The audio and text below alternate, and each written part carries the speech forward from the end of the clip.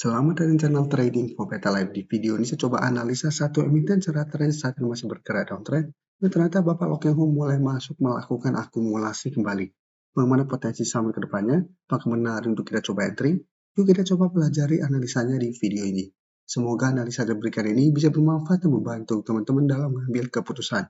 Untuk teman-teman belum subscribe channel ini, bisa tekan tombol subscribe biar tidak ketinggalan informasi dan analisis saham terbaru kan diupload setiap harinya. Saham pertama saya coba analisa hari ini adalah saham DILD. DILD bisa kita lihat secara teknikal saat ini masih sideways untuk tren jangka pendeknya, masih mencoba untuk naik di atas garis EMA 50 yang saat ini sekitar harga 134.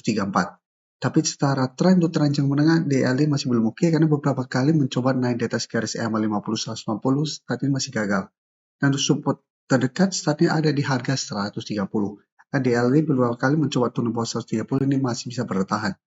Dan kemarin kalau pemberitaan dengan judul Loh Keng Hong kembali serok saham DILD menjelang Hari Raya Natal tahun 2025. Jadi kita baca sekilas dengan pemberitaan ini, Bapak Loh Keng Hong pada data KC 22 Desember tahun 2025 masih menambah sekitar 600.000 lembar saham DILD. Dan saat ini Bapak Loh Keng Hong memiliki sekitar 6% lebih saham DILD.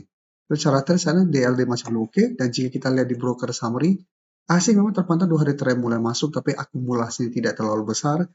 Dan jika kita lihat pada perdagangan hari Rabu kemarin, terpantau masih ada distribusi.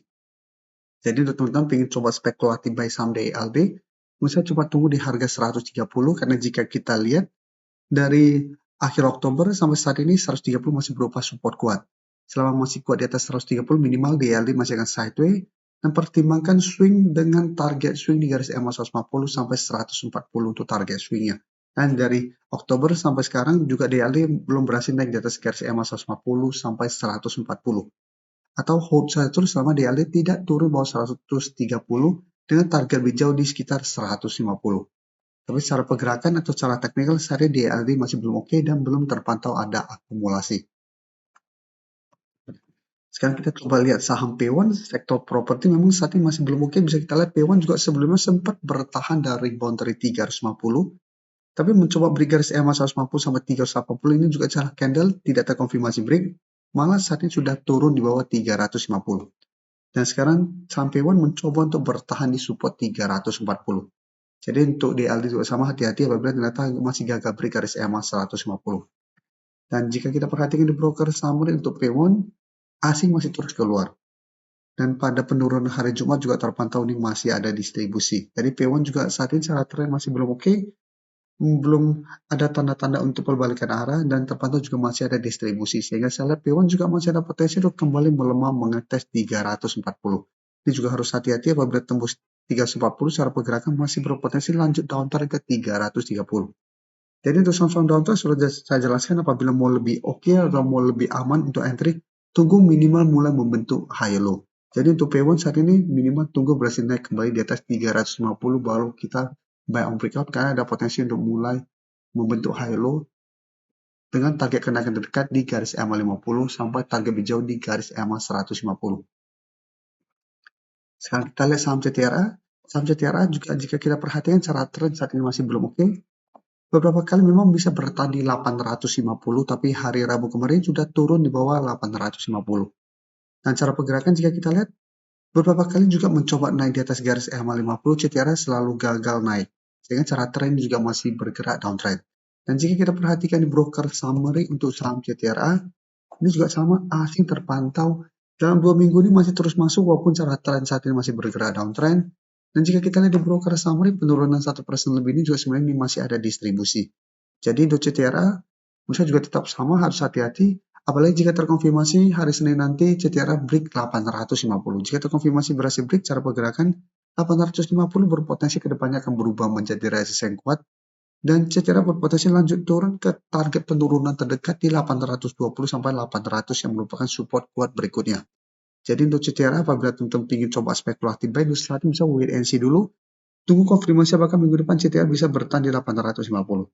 Bisa teman-teman masih bisa bertahan di sekitar 850, bisa coba entry di sekitar 850 dengan target swing jangka pendek di 880. Dan sekarang kita lihat saham BSDE yang juga secara teknikal saat ini juga masih gagal naik di atas garis EMA 50-140. Bisa kita lihat beberapa kali mencoba break ini masih gagal, dan saat ini garis EMA 50 mulai turun dan ada potensi untuk berpotongan dengan garis EMA 150 di harga 950. Dan untuk BSD saat ini dekat dengan support di harga 900. Jadi untuk saham-saham properti jika kita perhatikan rata-rata memang saat ini masih belum bangkit, cara tren rata-rata masih downtrend, dan bisa kita perhatikan di broker summary untuk BSDE, bisa kita lihat di sini. Ini juga menarik, asing sudah mulai masuk juga dalam beberapa minggu terakhir ini. Dan jika kita pantau BSDE, CTRA, DLD tadi juga asing 2 hari terakhir mulai masuk. Ini sebenarnya asing mulai akumulasi saham properti walaupun secara tren saat ini masih belum oke.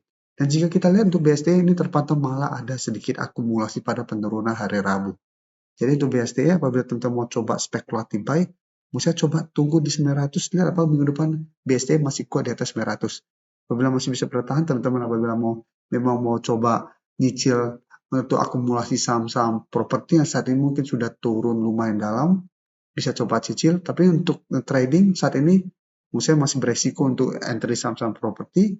Apabila mau coba spekulatif buy, bisa coba tunggu di support terdekat untuk BSDE saat ini di 900. Jika ternyata masih bisa bertahan dari bawah, bisa coba entry, tapi pertimbangkan jadikan resisten kuat terdekat untuk target swing atau target take profit apabila memang masih gagal break. Itu BSD bisa kita lihat 930 saat ini sudah berubah menjadi resisten. Pada saat terpantau berhasil rebound, bisa coba entry, dan saat mencoba break 930 ternyata gagal, bisa pertimbangkan untuk take profit. Kalian bisa cari hanya technical rebound seperti di sini. Sebelumnya 930 merupakan daerah support, berhasil rebound. Ternyata mencoba break garis EMA 50 150 gagal break, pertimbangkan take profit, kan cara pergerakan masih ada potensi untuk melanjutkan pelemahan. Sebelum saya lanjut analisis saham berikutnya, saya ingin memberikan sedikit informasi bahwa saat ini channel YouTube Trading for Better Life sudah mempunyai fitur membership. Jadi fitur membership ini apabila teman-teman mau join, bisa tekan tombol join ini. Bisa kita lihat di sini. Cukup dengan 29.900 atau 30.000 per bulan, teman-teman akan menjadi bagian atau member dari channel YouTube Trading for Better Life. Jadi teman-teman bantu mensupport channel ini. Dan dengan menjadi member, teman-teman akan mendapatkan live streaming setiap hari Minggu pada jam 9 malam. Untuk informasi lebih lanjut, teman-teman bisa pelajari di video ini. Untuk teman-teman yang baru mensubscribe atau viewer baru dari channel ini, banyak yang bertanya, Pak, aplikasi yang dipakai apa sih? Bagaimana cara menentukan EMA 50 dan 150 dan sebagainya? Teman-teman bisa klik bagian playlist ini. Jadi teman-teman bisa cari channel Trading for Better Life, klik playlistnya. Di playlist ini banyak video-video edukasi yang teman-teman bisa pelajari. Jadi untuk aplikasi yang dipakai maupun cara baca candle, technical analysis, bandarmologi semua ada di sini. Jadi teman-teman bisa coba cari di playlist untuk pelajari video-video edukasi yang sudah pernah kami bagikan sebelumnya. Terima kasih telah menonton video ini. Like dan share video ini bila bermanfaat bagi teman-teman, dan support channel ini dengan cara tekan tombol subscribe agar channel ini bisa makin berkembang dan bisa membantu lebih banyak orang lagi. Terima kasih.